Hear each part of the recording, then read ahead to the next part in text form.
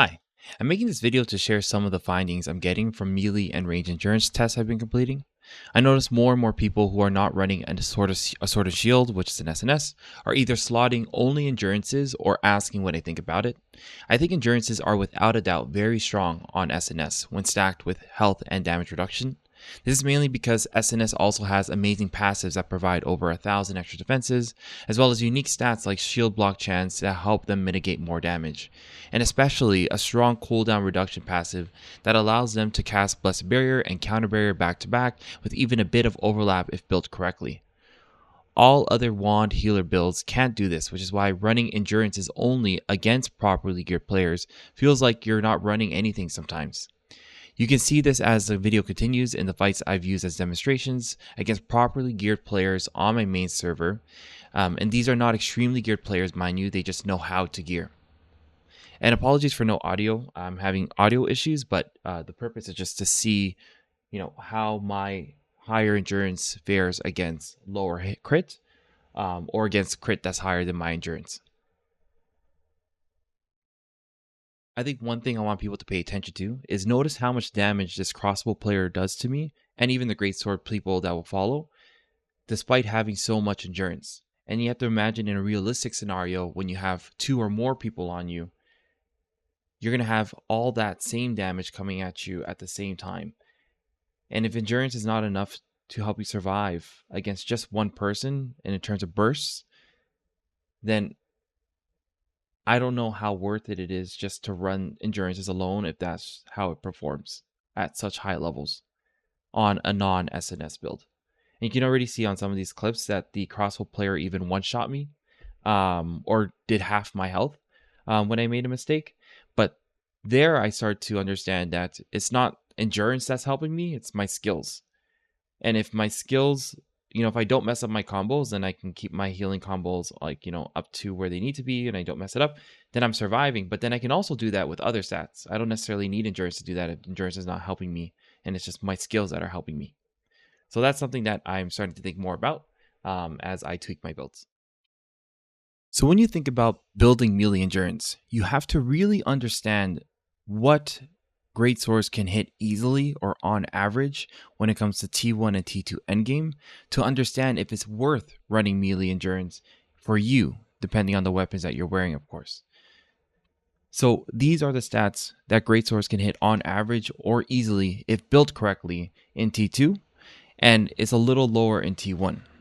As you can see, those stats is 15 to 1600 crit for their Gaia Crash, because Gaia has a hit modifier, 1200 to 1300 crit base.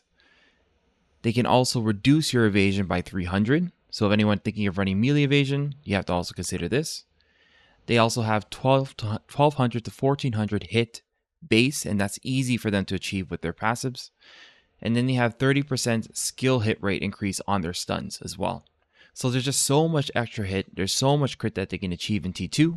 And when it's T1, it's still the same. It's still over in the thousands for both hit and crit hit. So the fact that greatswords can build so much critical hit and so much hit, you really have to understand if you can build enough melee evasion or melee endurance to properly counter these stats, and if it's worth it.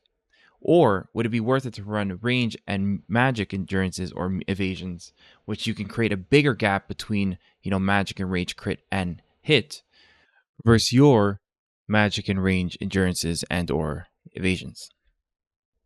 Now, like I said before, SNS, they have so much defenses, so much health, so much DR, so it does still, no matter what, make it worth for them to run melee endurance because they make up for the RNG endurance proc with their high defenses and health, but other healers don't have that luxury. So these are just important stats that you need to consider that great swords can achieve when thinking if you want to run or include any sort of melee defenses in your build. So you might be wondering, what would I run now? I'm sort of torn between two types of build.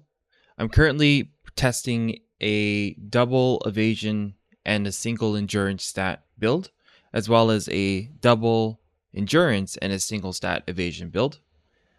I'm also, I guess, technically between three builds because I'm also thinking about a full stack health and cooldown speed build, which is inspired by a guildie of mine, Spicy, who has been running a He does run an SNS. He's an SNS healer, or an SNS wand tank, and he runs like his endurances and evasions are abysmal. Like it's under 400 each, but he's stacking cooldown speed and health, and he's still able to survive against 15 people on him. So that sort of inspired me to sort of see if I can replicate something like that for Lombo. I don't think I can necessarily, because it's the skills that he's able to spam really really fast because it's a low cooldown that's keeping him alive. And Lombo obviously doesn't have those same sort of damage mitigation skills. So I'm more leaning towards a double endurance and single evasion build, and that is currently what I'm testing. When it comes to wand staff healing, they're in a really good spot now. You can change your high locus ability to give you 400 evasion and 400 hit, which is extremely worth it because it allows you to hit in T2 over 2500 magic evasion and over 2100 ranged evasion, which, like, with builds that are not even that expensive at all and they're very easy to farm.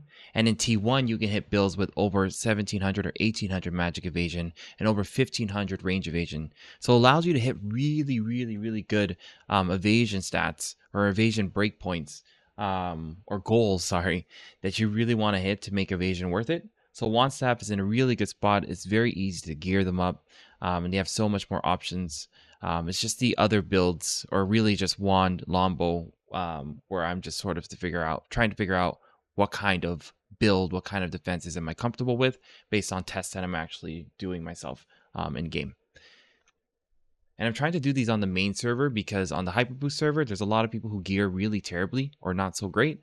So they're not really good people to test against. And I'm sure a lot of you who play on Hyperboost can understand that, playing against people who just don't gear well at all and you're just walking all over them. Or maybe you're not gearing well at all and you're getting walked over by people who know how to gear.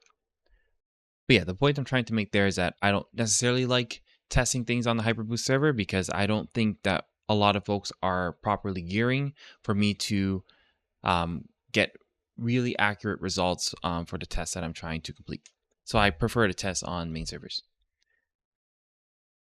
So that's it for me. I hope this video was helpful or it raised some interesting questions for yourself. And if you'd like to ask any questions or if you have any comments, please feel free to message me on Discord or in the Healer Discord or under this video, and I'd be happy to chat with you. Thank you. Enjoy the rest of the video. Sorry again, there's no audio, but there's more fighting footage that you all can enjoy or just take a look at. But thanks again. Oh, and if you enjoyed this video or found it helpful, please feel free to like and subscribe and share with people who might find this information helpful as well. Thank you.